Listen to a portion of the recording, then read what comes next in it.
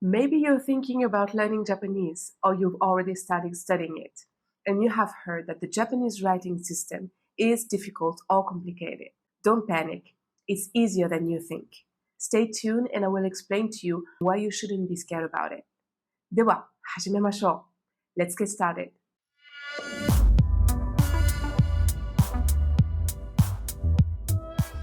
Let's start from the beginning. There are 4 different writing systems in Japanese: Rōmaji, Hiragana, Katakana, and Kanji. And we mix all of Rōmaji, Hiragana, and Katakana like this. That clearly sounds overwhelming, but again, don't worry. Hiragana and Katakana are relatively easy to learn and important in your learning process. Knowing them will help you to get familiar with Japanese pronunciation and will be a big help if you're thinking about traveling to Japan or learning basic Japanese. Learning kanji is trickier, but we'll get to that later.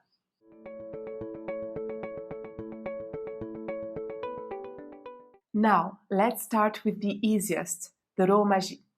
You actually already know the Rōmaji. Every time a Japanese word is transcribed in our alphabet, we use Rōmaji. For instance, when I say konnichiwa, I will transcribe it in Rōmaji like this. Also, Rōmaji can be used in Japan as design elements, brand names, acronyms on t-shirts, mugs, door plates, signboards, anime logos, etc. There are several different Rōmaji systems, but I would say that the most commonly used and the one that we use at MosaLingua is the Hepburn system. If you're a beginner, it's obviously comfortable to rely on Rōmaji, but if you want to learn how to speak Japanese, Rōmaji are not enough. You'll definitely have to learn the script called Kana.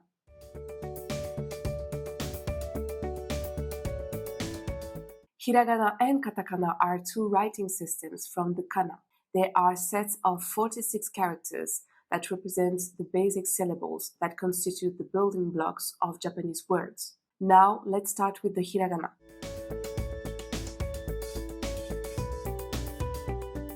Now let's have a look at the Hiragana chart, which is a basic Japanese alphabet. You can pause the video if you want to take the time to look at it. Japanese pronunciation is based on syllables, not single letters. Every word is thus a combination of certain syllables. You can see how each character represents a syllable and not a letter. As a consequence, the pronunciation of a Japanese word is predictable due to the limited set of syllables available. Unlike French or English, there are almost never any exceptions. Moreover, the Japanese language is pronounced just as it's written in Kana. Usually, we write native Japanese words using Hiragana.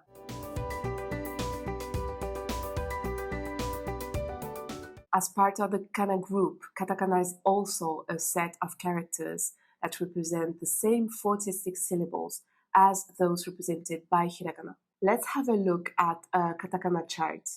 You can see that Katakana is more blockish and sharp, while Hiragana is round and curly. So, why should we need 2 different alphabets to represent the same sounds? Because Katakana and Hiragana differ in their use. Usually we write native Japanese words using Hiragana, while Katakana is used for words borrowed from other languages. So, for example, arigato, Japanese for thank you, is typically written arigatou using Hiragana characters, whereas Africa is written Afrika using Katakana. Now, let's talk about kanji.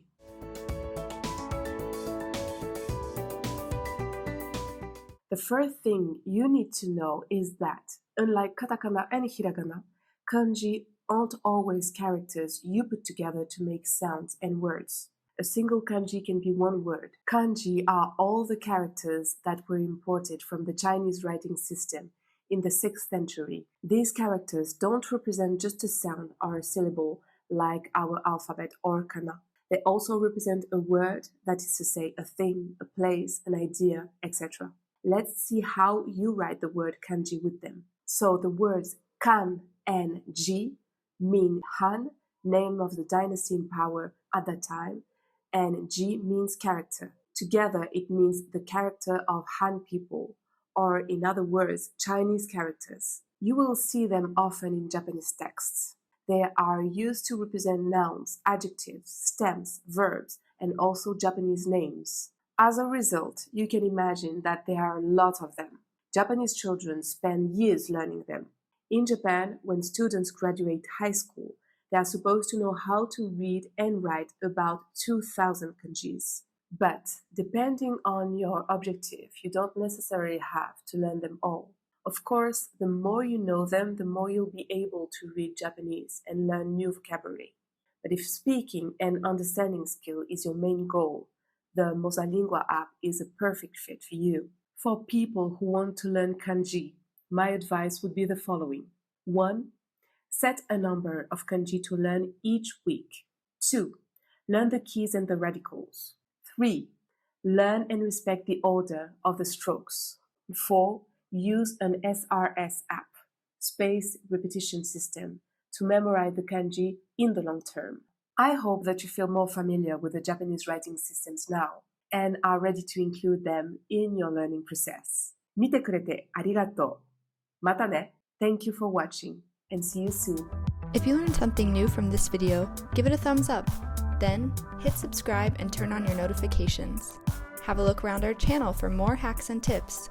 And if you're watching on another social media platform, like or follow our page. See you next time.